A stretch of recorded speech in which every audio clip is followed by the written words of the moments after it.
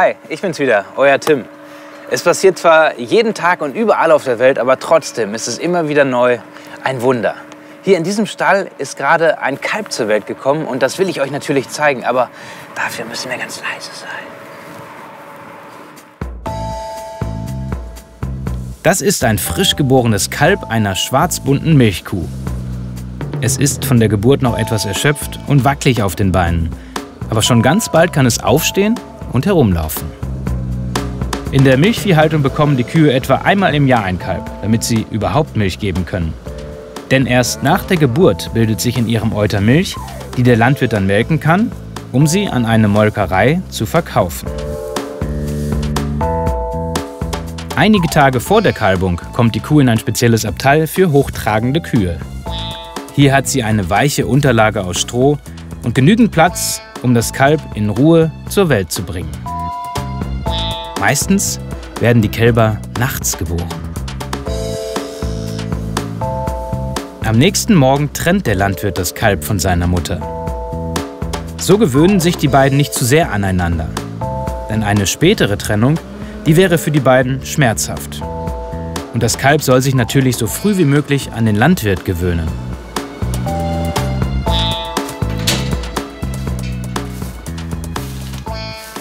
Direkt nach der Geburt kommen die Kälber deshalb in diese kleinen weißen Höhlen mit Auslauf. Die werden Kälberiglus genannt und hier bleiben die Kälber ungefähr 2 Wochen drin. Hier sind sie bestens versorgt mit allem, was sie brauchen zum Wachsen, zum gesund Großwerden und natürlich auch geschützt vor Kälte, vor Regen und vor Wind. Das Kalb von heute ist die Kuh von morgen. Und die weiblichen Kälber, die behält der Landwirt für seine Herde. Die sollen nicht später auch, klar, Milchkühe werden. Und deshalb kümmert er sich von Anfang an darum, dass es ihnen gut geht und dass sie bestens versorgt sind und gesund groß werden. In so einem Einzeliglu, da hat der Landwirt seine Kälber immer gut im Blick und kann beobachten, ob sie sich gut entwickeln. Das neugeborene Kalb bekommt in den ersten Tagen eine dickflüssige gelbe Milch mit der Flasche. Die wurde von seiner Mutter abgemolken, denn diese sogenannte Biestmilch ist besonders nahrhaft und sie steckt voller Abwehrstoffe für ein gesundes Immunsystem. Danach werden die jungen Kälber für ein paar weitere Tage mit normaler Kuhmilch gefüttert. Im Einzeliglu weiß der Landwirt immer ganz genau, ob das Kalb gesund ist und auch genug trinkt. In den ersten Wochen trinken die jungen Kälber etwa 9 bis 12 Liter Milch am Tag, also diese ganze Menge hier. Aber der Landwirt, der will diese Milch natürlich eigentlich viel lieber selber verkaufen. Deshalb macht er Folgendes: Etwa ab dem 5. Tag stellt er die jungen Kälber auf Milchpulver um. Dieses künstliche Milchpulver wird Milchaustauscher genannt. Es wird mit Wasser verrührt und enthält alles, was das junge Kalb zum Wachsen braucht. Mit der Zeit nehmen die Kälber aber auch immer mehr frisches Wasser, Heu und auch Kraftfutter zu sich.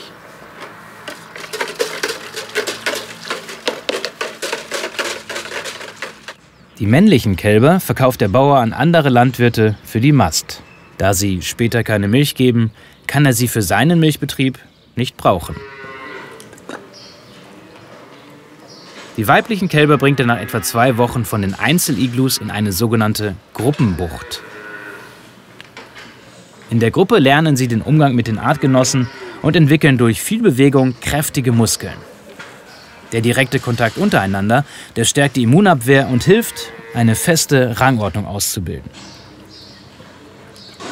Damit der Landwirt seine Kälber nicht verwechselt, bekommt jedes Kalb 2 Ohrmarken, die es sein Leben lang behält. Sie sind wie ein Ausweis und enthalten wichtige Informationen, wie zum Beispiel das Alter oder die Eltern des Kalbs. Zusätzlich trägt jedes Kalb am Halsband einen roten Transponder. Er kontrolliert, wie viel Milchaustauscher jedes Kalb täglich an der automatischen Tränke bekommt.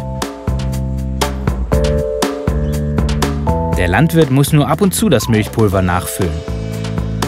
Der Milchaustauscher wird dann immer ganz nach Bedarf frisch für die Kälber angemischt.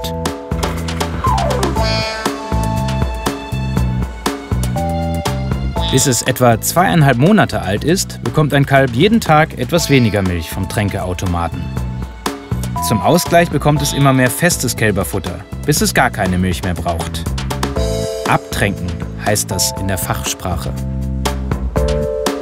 Nach einiger Zeit würden Rindern der Rasse Holstein-Friesien normalerweise Hörner wachsen.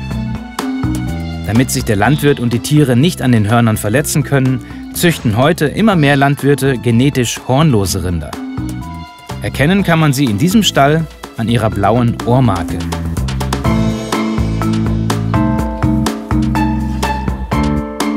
Bei den anderen Kälbern werden die Hornanlagen in der 3. bis 4. Lebenswoche entfernt.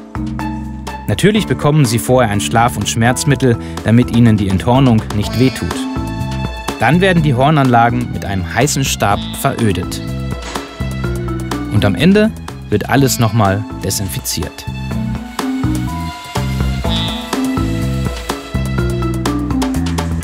Sobald die größeren Kälber keine Milch und kein Iglu mehr benötigen, bringt sie der Landwirt in ein anderes Stallabteil.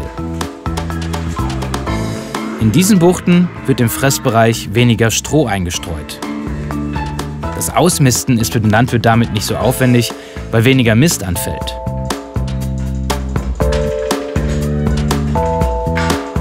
Als Futter bekommen die Kälber jetzt eine Mischung aus Grassilage, Maissilage, Heu, Kraftfutter und Mineralfutter.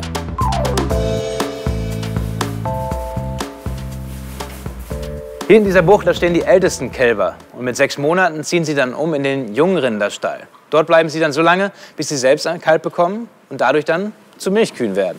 Ja, und wie der Jungrinderstall aussieht und was da so alles passiert, das zeige ich euch im nächsten Film.